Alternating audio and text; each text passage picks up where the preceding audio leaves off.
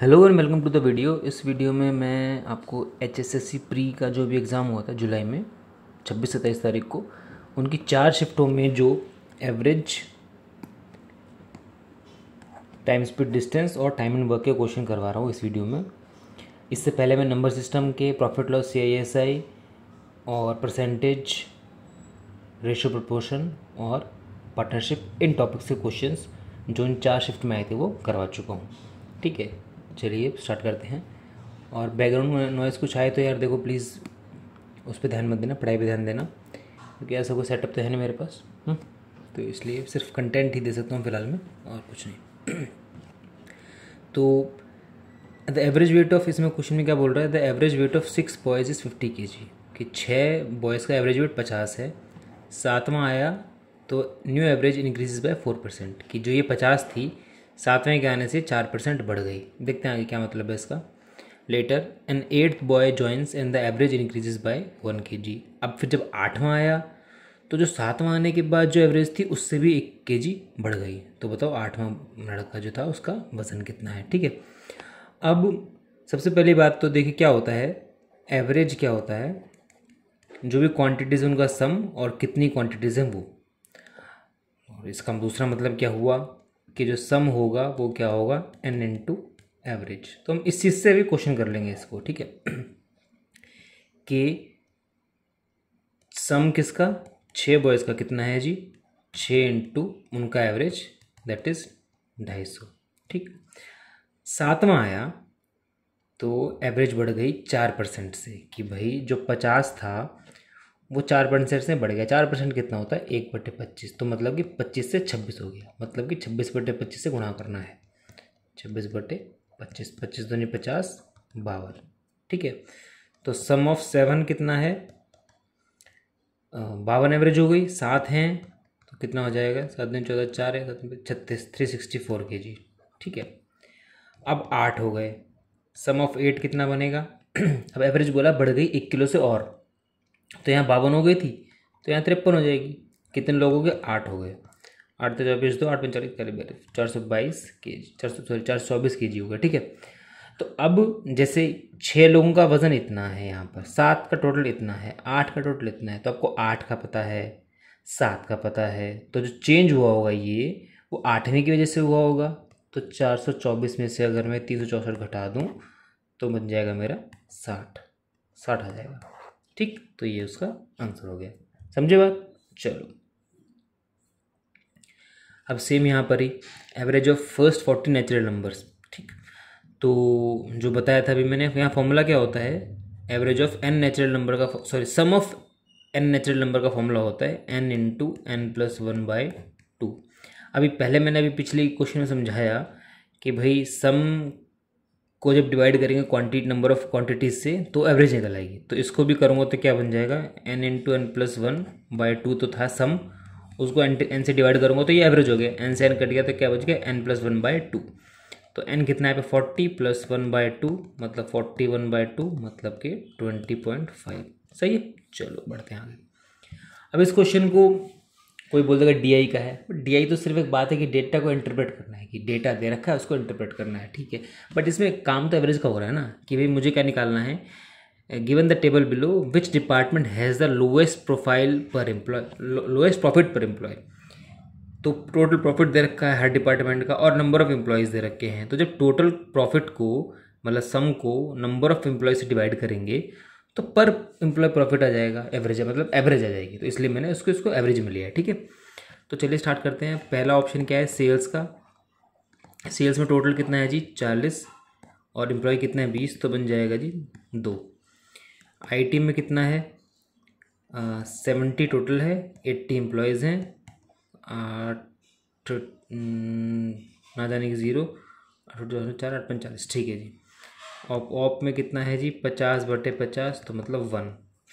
और सेल्स में कितना है, 30/60, मतलब कि 1/2, मतलब कि 0.5।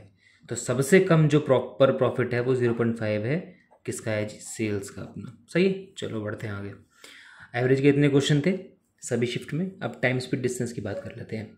अब क्वेश्चन में बोल रहा है कि if a train is 180 metre long and crosses a man in 9 seconds, चलो बाकी क्वेश्चन बाद में पढ़ेंगे, यहाँ पर क्वेश्चन भी समझाया जाएगा, एक बात का मतलब भी समझाया जाएगा कि जब ट्रेन है, जैसे कि ये ट्रेन है, ठीक है, कुछ लेंथ है इसकी, यहाँ पर 180 दे रखी है, चलो 180 मीटर है, यहाँ पर एक आदमी खड़ा है, ठीक है, उसकी हाइट मतलब वर्टिकली तो वो कुछ है, चलो ठीक है, और हॉरिजॉन्टली कुछ है क्या? वो भाई ट्रेन इतनी लंबी, आप ऐसे खड़े हैं तो कुछ वैल्यू है? कुछ भी नहीं है ये, ठीक है।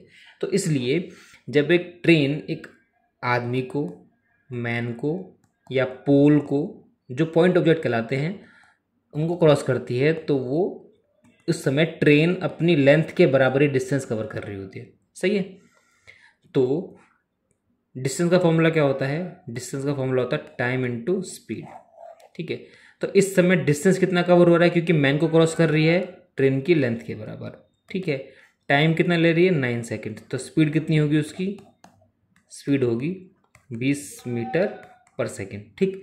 Then how long does it take for it to cross a 280 metre long platform? तो भैया 280 मीटर लॉन्ग प्लेटफॉर्म को क्रॉस करने में कितना समय लेगी? अब की बार जो लेंथ कवर हो, जो डिस्टेंस कवर हो रहा होगा, वो ट्रेन भी की लेंथ भी कवर होगी और प्लेटफॉर्म की लेंथ भी कवर होगी।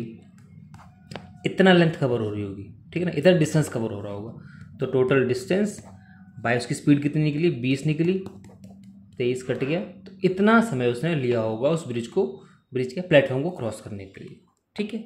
इस क्वेश्चन में समझाने का मतलब ये था कि जब पोल को क्रॉस कर रहे हो, मैन को क्रॉस कर रहे हो, तब जो डिस्टेंस कवर हो रहा होगा वो ट्रेन की लेंथ के बराबर कवर हो रहा होगा, और प्लेटफॉर्म है, ब्रिज है, फलाना ढमकाना, जिसकी खुद की कुछ लेंथ है या फिर किसी दूसरी ट्रेन को क्रॉस किया जा रहा है, तब वो दोनों की लेंथ ऐड होगी, इतना डिस्टेंस कवर हो रहा होगा, ठीक है।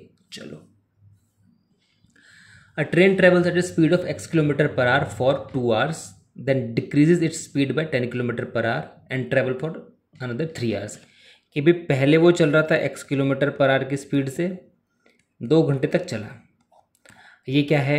स्पीड। ये कितना है? टाइम। तो मतलब कि कुछ डिस्टेंस कवर होगा यहाँ पर d1। फिर उसने स्पीड कम कर ली अपनी, कितनी कर लीजिए? 10 किलोमीटर पर आवर से कम कर ली। अब कितनी देर चला? 3 घंटे चला, कुछ डिस्टेंस कवर किया होगा d2। तो क्योंकि भाई ये भी स्पीड है और ये टाइम है, तो टाइम इंटू स्पीड क्या होता है? डिस्टेंस होता है। तो टोटल बना होगा हमारा जी 370, क्योंकि इतना डिस्टेंस टोटल कवर किया है इसने, ठीक है। तो कर लेते हैं जी, 2x plus 3x minus 30 equals to 370, 5x is equals to, ये 30 वहाँ गया जमा हो गया 400, 5 × 40, x हो गया मेरा 80 किलोमीटर पर आवर। ओके, चलो जी, आंसर आ गया। बढ़ते हैं आगे। A person travels 120 kilometre in 4 hours if he increases his speed by 10 kilometre per our, how long है? ठीक है जी। अब इस समय उसने बोला है कि भाई 120 किलोमीटर 4 घंटे में कवर कर रहा है, कुछ स्पीड होगी, वो सिंपल सी बात है, कुछ तो स्पीड होगी ना। पर जब वो उस स्पीड को 10 किलोमीटर पर आवर से कम कर लेगा तब कितना समय लगेगा? तो भाई पहले की स्पीड निकालो फटाफट से, डिस्टेंस बटे टाइम, 4 × 12, 30 किलोमीटर पर आवर, घटा लो जी 10, सॉरी बढ़ानी है 10, तो 40 किलोमीटर पर आवर हो गई। तो 40, अब वही 120 किलोमीटर का डिस्टेंस वो 40 किलोमीटर पर आवर से ट्रैवल कर रहा है, 4 × 12, 3 किलोमीटर पर आवर आपका आंसर आ गया, ठीक है। करने के और तरीके भी थे, जिससे कोई बोलेगा चुटकों में कर दे, भाई चुटकों में क्यों करना है? मुझे नहीं करना चुटके में, मेरे को चीज़ समझ में आनी चाहिए। जब जिस एग्ज़ाम में बहुत ज़रूरत होगी वहाँ पर चुटकियों वाली बात भी हो जाएगी, पर जहाँ क्वेश्चन चुटकियों में भी 10 सेकंड में हो रहा है, तसल्ली से 15 सेकंड में हो रहा है, तो मैं तसल्ली से 15 सेकंड में कर लूँगा, ठीक है। हवाबाजी नहीं करनी अपने को। चलो, a train moving at 90 kilometre per hour takes 30 seconds to cross a bridge. कि अब की बार जो ट्रेन मूव कर रही है वो इतने किलोमीटर पर आवर से मूव कर रही है, उसने 30 सेकंड ली एक ब्रिज को क्रॉस करने के लिए। ध्यान रखिए, ब्रिज को क्रॉस करने के लिए, मतलब इस केस में जो डिस्टेंस हो रहा होगा वो ट्रेन प्लस ब्रिज, इनकी जो लेंथ है वो मिला के कवर हो रहा होगा। तो ये डिस्टेंस है वो क्या होता है? Speed into time. अब देखो ये किलोमीटर पर आ रही है सेकंड और आंसर भी मीटर में है, मतलब कि इसको हमको मीटर पर सेकंड में कन्वर्ट करना पड़ेगा। देखिए कैसे करते हैं। जब मीटर पर सेकंड से किलोमीटर पर आवर जा रहे होते हैं तब मल्टीप्लाई करते हैं 18/5 से, ठीक है। जब किलोमीटर पर आवर से मीटर पर सेकंड में कन्वर्ट कर रहे होते हैं तब मल्टीप्लाई करते हैं 5/18 से। याद कैसे रखेंगे कि भाई जैसे किलोमीटर बड़ी चीज़ होती है, हालांकि न्यूमेरिकल वैल्यू में 1 किलोमीटर बराबर 1000 मीटर होते हैं, बट अगर 1 किलोमीटर की बात करूँ या 1 मीटर की बात करूँ तो ज़्यादा क्या है, ज़्यादा ये है। तो जब इसे याद रख लो कि छोटे से बड़े की तरफ जा रहे हैं तो बड़ा ऊपर आएगा 18/5, जब बड़े से छोटे की तरफ जा रहे हैं तो छोटा ऊपर आएगा 5/18। ठीक है, तो यहाँ कितनी स्पीड बन रही है भाई हमारी, यहाँ बन रही है हमारी 90 इंटू किलोमीटर से मीटर में जा रहे हैं तो छोटा ऊपर 5/18, 18×5 = 25 मीटर पर सेकेंड। ठीक है, तो डिस्टेंस कितना बन रहा होगा यहाँ पर, ये स्पीड है मेरी 25, टाइम है 30, तो डिस्टेंस बन रहा होगा मेरा 25 से 75, 750 मीटर। जिसमें कि इसका क्या मतलब है कि ये जो लेंथ है ये मेरी, ये ट्रेन प्लस ब्रिज दोनों है। चलो आगे बढ़ते हैं। It takes 18 seconds to cross a pole. अब पोल क्रॉस करेगी तो डिस्टेंस कवर्ड कितना होगा, ट्रेन की लेंथ के बराबर। तो डिस्टेंस मेरा क्या है यहाँ पर, वो निकल जाएगा अभी। 18 सेकेंड्स ले रही है, टाइम है 18, स्पीड कितनी है इसकी जी 25, तो 25 से कम 25 है 250, 25 से 200, 450।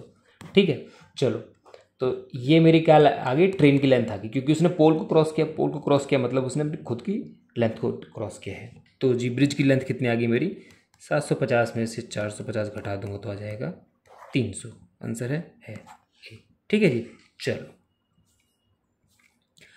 टाइम एंड वर्क के क्वेश्चन रह गए। टाइम एंड स्पीड का हो गया, टाइम एंड वर्क क्या रहेगी। अब क्वेश्चन क्या बोल रहा है, factory uses 3 machines ABC to produce a specialised type of widget। कि ये 3 मशीन्स यूज़ कर रहे हैं ABC कुछ बनाने के लिए। Machine A and B working together can produce 100 widgets in 4 hours। कि मशीन A और B जब साथ चल रही हैं तो 100 widget बनाने में लग रहे हैं 4 घंटे। B और C को भी 100 widget बनाने में लग रहे हैं 5 घंटे। A और C भी 100 widget ही बना रही हैं, उनको लग रहा है 2.5 घंटे। सबसे पहले आप समझने की बात यह है कि जो 100 है ना, इसका कोई यूज़ नहीं है। क्यों नहीं है, इन सब से कहने का मतलब इसका ये है कि ये भाई ये भी उतना ही काम कर रहा है, ये भी उतना ही काम कर रहे हैं और निकालना भी उतना ही काम का है, तो 100 को भूल जाओ, बढ़ गया 100। ठीक है, उससे मतलब नहीं। कहने का मतलब ये कि सब लोग सेम ही काम कर रहे हैं। ठीक है, तो जो वर्क की यूनिट होती है, सबसे पहले देखो क्या होता है, जो कुछ चीज़ समझा देता हूँ, हालांकि पता होंगे फिर भी मेरा काम है बेसिक भी बताना भी। तो वर्क क्या होगा, आपकी एफिशिएंसी इनटू टाइम। एफिशिएंसी मतलब क्षमता, कि भाई मैं per day, per hour, per month या फिर पर मिनट, मतलब गिवन समय में जिस यूनिट की बात चल रही है, घंटों की बात चल रही है, दिन की बात चल रही है, मिनट की बात चल रही है, वो पर हर एक में कितना काम कर पा रहा है उसकी क्षमता है, वो उसकी एफिशिएंसी है। जो जितनी एफिशिएंसी होगी, मान लो कि मेरी एफिशिएंसी है 1 घंटे में 5 यूनिट काम करने की, मुझसे 20 घंटे काम करवा रहे हैं, तो 20 पंजे 100। जितना मेरी एफिशिएंसी हो, जितना टाइम लिया, उन दोनों कंप्यूटर गुणा कर दिया, मेरा आंसर आ गया कि इतना काम मैंने कर दिया, ऐसे। ठीक है, तो ऐसे में हम एलसीएम ले लेते हैं, जो टाइम है, ठीक है ना, एलसीएम ले लेते हैं, उससे वो हो जाते हैं मेरे वर्क की यूनिट्स आ जाती है। इससे मेरे को 100 से मतलब नहीं है भाई। देखो यहाँ पर टाइम की यूनिट्स की टाइम कितना है, एक बार में लिया गया, एक बैच से ले गया 4 घंटे, यहाँ 5 है, 2.5 है, तीनों का एलसीएम ले लेता हूँ, क्या आ जाएगा इसका एलसीएम 20। 20 कैसे, थोड़ा सा समझाया दूँ मैं यहाँ पे भाई। 4 को लगा लो 40, भाई कहाँ चला गया, क्यों मजे ले रहा है। 4 को लगा लो 40, 5 को लगा लो 50, 2.5 को लगा लो 25। ठीक है, तो यहाँ पे सब दिख रहा है कि यहाँ पे 200 से जाके कटेगा। हालांकि कोई बात नहीं, एलसीएम निकालना आपको आता है, सिंपल सी बात है। 4 पंजे 20 है, 5 चौक 20 है, 2.5 8 10 होता है, 2.5 8 20 होता है, 2.5 चौक 10, 2.5 8 20। ठीक है, पता होना चाहिए। तो कहाँ पर था मैं, हाँ, तो एलसीएम इन तीनों का आ गया 20। तो अब यहाँ पे एफिशिएंसी निकालूंगा मैं। ठीक है, तो भाई ए और बी मिलकर कर रहे हैं 4 घंटे में, 4 घंटे में, तो उनकी एफिशिएंसी कितनी आ जाएगी जी, 20/4 बराबर है 5। ये किसकी है, ए प्लस बी की। ऐसे ही बी प्लस सी की क्या बनेगी जी, वो दोनों मिलकर कर रहे हैं 5 घंटे में, तो 20/5 बराबर है 4। और बी और सी और ए कर रहे हैं 2.5 घंटे में, तो 20/2.5 बराबर है 8। ये किसकी है, ए और सी की। अब एक चीज़ देखो, ये इन तीनों सबको जमा करता हूँ। मान लो कि जब ऐसी सिचुएशन आती है ना, तो आपको पता होना चाहिए, सीधा छूटते ही करना होता है आपको, कि यहाँ पर देखो 2 बार ए है, 2 बार बी है और 2 बार सी है। इसका मतलब तीनों को अगर मैं जमा कर दूंगा तो किसकी वैल्यू आएगी, 2a + b + c की वैल्यू आएगी। तीनों को जमा करके 5, 4 और 8 कितना बन गया जी, 17। ठीक, तो a + b + c की एफिशिएंसी मेरी आ गई 17/2, आ गया आपका 8.5। अब पूछा किसका है कि भाई जब ए मशीन काम कर रही हो तो उसको कितना समय लगेगा। अब बी और सी की एफिशिएंसी कितनी है, 4 4, तीनों की कितनी है 8.5, तो ए की कितनी निकल आएगी 8.5 माइनस 4 बराबर है 4.5। तो बस टोटल वर्क को ए की एफिशिएंसी से डिवाइड कर दो, आपका टाइम आ जाएगा, ठीक है ना। तो 20 टोटल वर्क था, ए की एफिशिएंसी 4.5 है, तो जी सिंपल और सिंपल कर लेते हैं, 45 है, ऊपर 10 चला जाएगा, 5 दूनी 10, 5 ने 45, 20 दूनी 40, 40/9, ठीक है, 40/9 आंसर आ गया हमारा, ठीक। चलो, if 6 men and 8 boys can do a piece of work in 10 days, भाई 6 मैन और 8 बॉयज कर सकते हैं किसी पीस को 10 घंटे में, 26 मैन 48 बॉय करेंगे सेम वर्क को 2 दिन में, सॉरी 10 दिन में, 2 दिन में, तो बताओ 15 और 20 कितने में करेंगे, ठीक है। इसको कैसे करना होता है, वही बात जो मैंने अभी बताई थी कि जो वर्क होता है वो एफिशिएंसी इनटू में टाइम, एफिशिएंसी इनटू टाइम। तो अब देखो सबकी 1 1 मान लो, 1 1 ठीक है, मतलब कि 1 1 नहीं, मतलब ठीक है, इनकी एफिशिएंसी एम हो गई, मैन की, बॉयज़ की बी हो गई, ऐसे लगा लो, ठीक है ना। तो सबका सेम वर्क है, मतलब कि जितना इन्होंने किया होगा, जितना इन्होंने किया होगा, वो काम तो सेम होगा, तो हम काम को इक्वेट कर देंगे यहाँ पर कि 6 मैन, भाई मैंने बोला ना मैन की एफिशिएंसी मैंने एम मान ली, तो 6 मैन प्लस 8 बॉयज़ ने, ये इनका एफिशिएंसी हो गई, 10 दिन में जितना काम किया, मतलब एफिशिएंसी इनटू वर्क हो गया, सॉरी एफिशिएंसी इनटू टाइम हो गया, वो किसके बराबर है 26 एम और 48 बॉयज़ ने 2 दिन में जितना काम किया उसके बराबर है। बात समझ में आई? ये देखो ये भी एफिशिएंसी इनटू टाइम है और काम सेम है, इसलिए काम सेम है तो यहाँ पर भी उतना ही काम हुआ होगा, तो ये भी एफिशिएंसी इनटू टाइम है, समझने की कोशिश करना। तो 2 पंजे 10 हो गया जी, तो 5 6 30 एम जमा 8 पंजे 40 B is equals to 26 M plus 48 B. एक तरफ ले जाते हैं, बी को एक तरफ, एम को एक तरफ, तो जहाँ जहाँ जो बड़ा हो उसको छोटे को दूसरे, मतलब देखिए यहाँ 40, बी में 40 है, बी में 48 है, तो इसको मैं वहाँ ले जाऊँगा ताकि माइनस हो जाए। ऐसे ये 30 एम में 30 बड़ा है और 26 छोटा है, तो उसको वहाँ ले जाऊँगा, 30 M minus 26 M is equals to 48 B minus 40 B, तो 4 M is equals to 8 B, 4 दूनी 8। इसका मतलब कि अब m यहाँ है, b यहाँ पे आ गया, तो m/b बराबर है 2/1, मतलब कि b की एफिशिएंसी 1 है और m की एफिशिएंसी 2 है। तो इसको चाहे यहाँ पुट कर लो चाहे यहाँ पुट कर लो, उससे टोटल ये था क्या, जो ये बराबर किया था क्या, वर्क था ना, काम को बराबर किया था ना, कि यहाँ भी उतना काम हो रहा है वहाँ भी उतना काम हो रहा है, तो इनके m और b की वैल्यू डाल लेंगे तो हमको पता लग जाएगा काम कितना है, चाहे यहाँ डालो चाहे यहाँ डालो, मर्जी है। तो यहाँ पे 6 × 2 जमा 8 × 1 गुणा में 10 था, ठीक है ना, 6 दूनी 12 प्लस 8 20, 20 × 10 बराबर है 200 यूनिट वर्क थी, ठीक है। अब वो निकालना, समय किसका निकालना है, 15 मैन का और 20 बॉयज़ का, ठीक है, कर लेते हैं। तो टोटल जैसे बताया था वर्क बराबर क्या होता है, एफिशिएंसी इनटू टाइम। वर्क मेरा है 200, एफिशिएंसी चेक कर लेते हैं कितनी करनी है, 15 आदमी को निकालनी है, एम की कितनी थी 2 थी, और जमा में बॉयज़ कितने हैं 20, बॉयज़ की एफिशिएंसी कितनी है 1, तो 20 × 1, ये मेरी एफिशिएंसी आ गई, समय मेरे को निकल जाएगा अभी। तो 200 बराबर 15 दूनी 30, 20 से कम 20 50, तो 5 चौक 20 40, टी बराबर आ गया 40, कहीं पे है 40, 4 में सॉरी 4, पूरा पूरा कट जाएगा 4, ठीक है। 40 में मतलब गड़बड़ क्या हुई, मैंने इसे वो जीरो नहीं काटा, 200 बराबर है 50 × टी, तो 5 चौक 20, ठीक है ना, 4 डेज आ गया। चलो आगे बढ़ते हैं। A can complete a job in 12 days, B can complete the same job in 18 days, ठीक है। तो वही है, दोनों मिलकर कितना करेंगे, तो भाई एलसीएम ले लेते हैं 18 और 12 का, ठीक है, 12 × 36, 18 × 36, ठीक है 36 आ गया। तो A की जो एफिशिएंसी है वो मेरी कितनी है 36/12, 12 36 3, B की एफिशिएंसी कितनी है 36/18, तो हो जाएगी 2, ठीक है। दोनों मिलकर कितनी एफिशिएंसी कितनी बन गई 5, तो 36/5, 5 7 35 और 5 दूनी 10, ठीक है, 7.2 days, ठीक है। चलो जी, A machine produces 1 unit every 2.5 minutes. If its efficiency drops by 10% every 2 hours of continuous operation, how many units will be produced in a 5 hour shift? चलो ये बस ये इन सब में सबसे अच्छा क्वेश्चन यही था जिसमें कन्फ्यूजन हो सकती है लोगों को और गड़बड़ कर सकते हैं और की भी है लोगों ने। ठीक है कि भाई एक मशीन हर 2.5 मिनट में 1 यूनिट प्रोड्यूस करती है। 2 घंटे के ऑपरेशन के बाद उसकी एफिशिएंसी 10% से कम हो जाती है। अब सारा खेड़ा इस लाइन का है, इस लाइन का है। यहाँ पर उन्होंने ये तो लिखा है कि एवरी 2 आवर्स। तो कुछ लोगों ने क्या किया, हर दो, अब आगे पढ़ लेते हैं। How many units will it produce in 5 hour shift. तो भाई 2 घंटे और 1 घंटा। कुछ लोगों ने क्या किया, ये पढ़ लिया कि एवरी 2 आवर्स।